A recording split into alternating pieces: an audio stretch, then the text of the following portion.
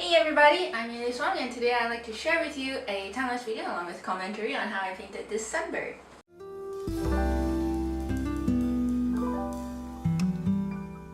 So this is acrylic on canvas. For the background, I used an airbrush to really get that bokeh feel.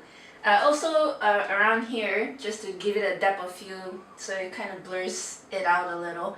And then, then the whole thing is done by paintbrush. I tend to have basic colors and then I just mix them to get the paint the color I want. So for this case, I mix green with a hint of black. And then I use a template of round circle patterns and then I use an airbrush to paint it white. And white is a very good foundation because you only need a layer of color just to make it good and saturated. Whereas if you don't use white, you're gonna have to go through layers upon layers of green just to get that same amount of saturation. So yeah. As I move slowly towards the left, I start using lighter green as well as yellow just to make it brighter. I then start on painting the branches and I use a paintbrush. For this one, I use an old brush as well as a fan brush. The fan brush to give it a lot of its texture to make it look rough and basically just not smooth. So I use a fan brush and I just kind of polka dot it everywhere. I decided to add a little bit of light bounce underneath to make it look as if the branch is really coming out instead of making it look like it's disappearing and blending it one with the background. So to make it like pop out more, I painted like some light source underneath it. And then added some flat colors for the leaves.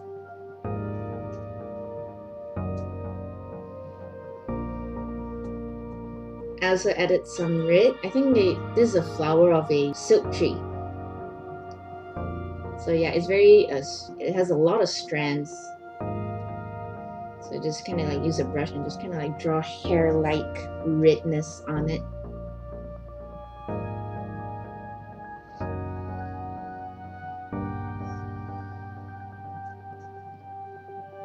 Adding different shades and tones, and also added the pollen, which is just dotting yellow paint on it.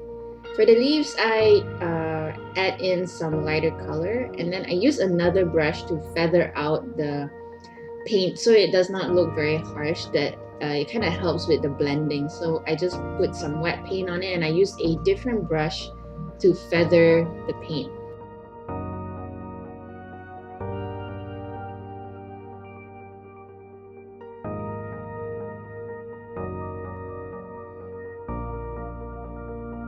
I go through it with a second round, this time being brighter, and I use a different brush. I kind of like dry brush it to kind of give it a little bit more texture. So I add some paint and then I just kind of use some dry brushing technique along the edges.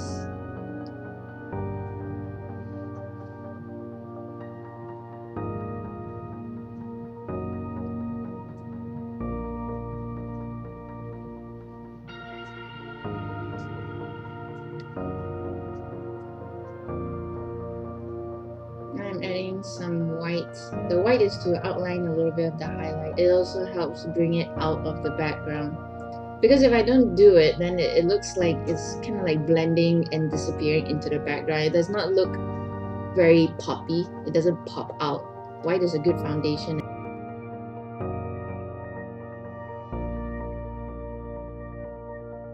After that, I just kind of overlay it with some lighter green just to make it look more natural because white lines is just too harsh. I also overlay with a little bit of yellow with some yellow glaze. There's another flower, so I'm doing the petals, which is also pinkish.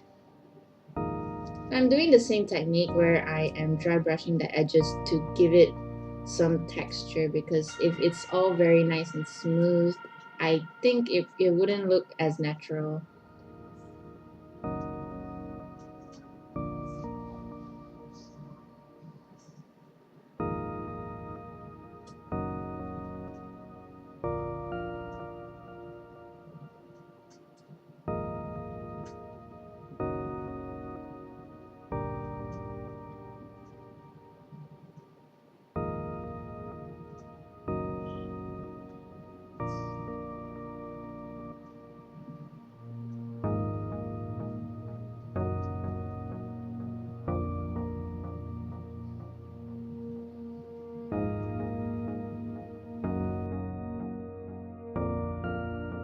For the blurry foreground, I started by laying down the foundation. As I usually say, white is a very good choice of color because it makes everything all bright. So when I put the colors on top, it just goes well with it.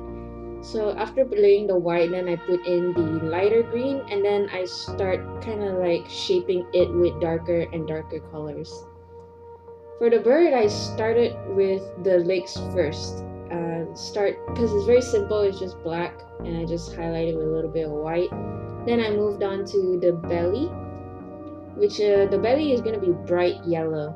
So I start with the shadows first, and then I slowly bring in the brighter colors. I use a filbert brush to give that nice furry texture to it.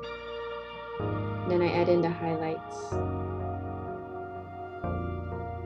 I then mix my own concoction of paint into olive, and I also used a dark blue for the other parts of the feathers.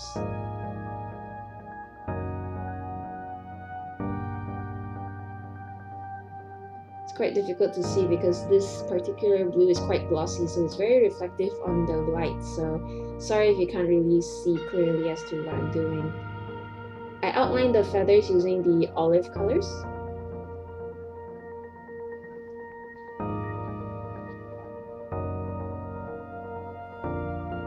And I used a liner brush to really draw lines and give that impression of many feathers of the wings.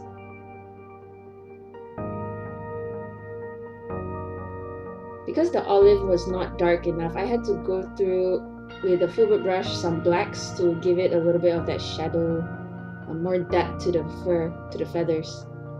Then I slowly add in the lighter olive colors. For this part, I used a liner brush. I don't use a filbert brush because it'll be too big. I won't have that much control over it.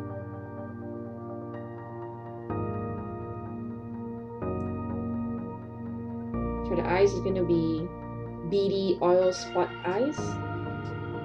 So you can't see any pupil on it. It's going to be like really black and the reflection of the light.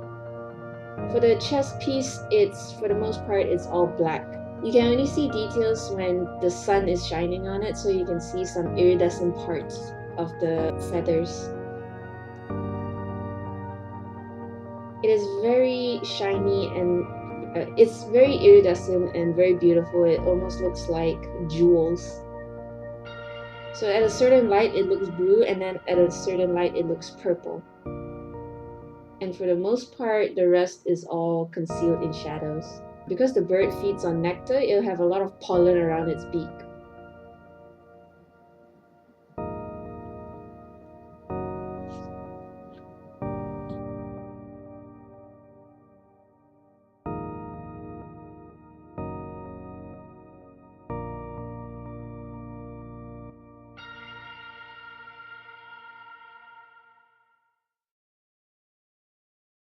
If you're supporters on Patreon, you can enjoy the longer version or the full unedited version along with audio over there.